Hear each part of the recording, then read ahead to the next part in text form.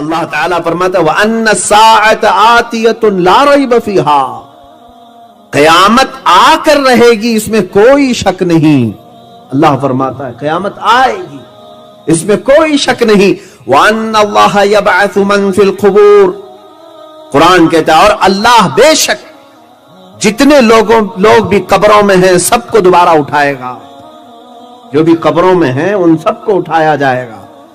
یہ قیامت کے دن کا تذکرہ قرآن پاک میں بیشتر مقامات پر ہے۔ میں اپنی بساط کے مطابق ہی عرض کروں 30 پاروں میں قرآن کے کوئی پارہ ایسا نہیں جو قیامت کے ذکر سے خالی ہو، کوئی پارہ نہیں ہے۔ ہر پارے میں قرآن پاک میں قیامت کا ذکر ضرور آیا ہے۔ میرے عزیزو، مسلمان کے لیے جب یہ بتایا گیا کہ قیامت کا آنا حق ہے تو اب اس کے متعلق معلومات بھی حاصل کرنا مسلمان کا ہی فریضہ ہے۔ ہمیں معلوم کرنا چاہیے یہ قیامت کیا چیز ہے، کیسے آئے گی، اس کے بعد کیا ہوگا۔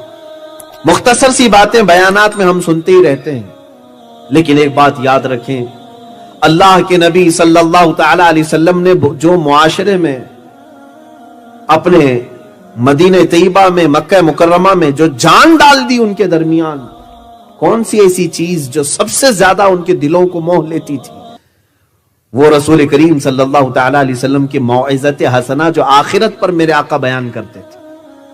آخرت پر میرے آقا کے کثرت سے بیانات ہیں جس کی وجہ سے دل موم ہو جاتا تھا، نرم ہو جاتا تھا، یہاں تک کہ اگر کوئی زور سے ہنستا بھی تھا تو حضور یہ پوچھتے تو نے آخرت کی کتنی تیاری کر لی؟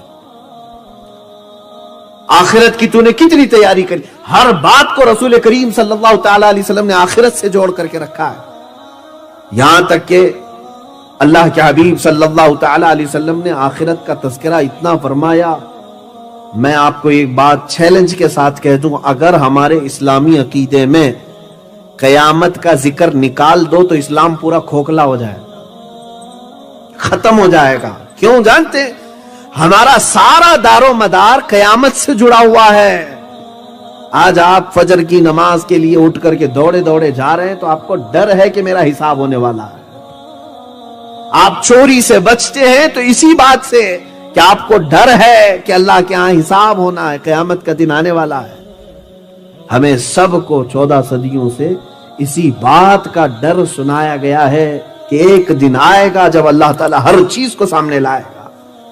جو پوری سورہ ہے زلزال، اللہ فرماتا اذا زلزلت الارض زلزالها واخرجت الارض اثقالها، جب زمین میں زلزلے آ جائیں گے اور اپنی بوجھل چیزیں سب زمین باہر نکال دے گی، یومئذ تحدث اخبارها، اور یہ وہ دن ہوگا کہ زمین اپنے اندر کی ساری چیزیں خبر دے گی باہر، جو کچھ بھی رب تبارک و تعالیٰ نے اسے امانت کے طور پر دیا۔ اور پھر یہ آیت میں یومئذ یصدر الناس اشتاتا، جماعت در جماعت لوگوں کو لایا جائے گا میدان میں، لیروا اعمالهم، تاکہ ان کے اعمال انہیں دکھائے جائیں۔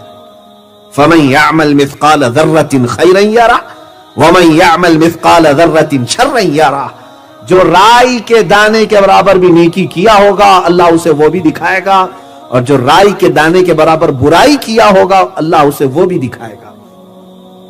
یہ جو ڈر ہے، یہ جو خوف ہے، اسی نے ہم سب کو سیدھا کر کے رکھا ہوا ہے۔ اگر قیامت کا تصور نکال دو، آخرت کا خوف نکال دو، تو پھر آدمی جو چاہے وہ کرے گا۔ اسی لیے میرے آقا صلی اللہ تعالی علیہ وسلم نے فرمایا اذا لم تستحی فاصنع ما شئت، جب تجھے حیا نکل جائے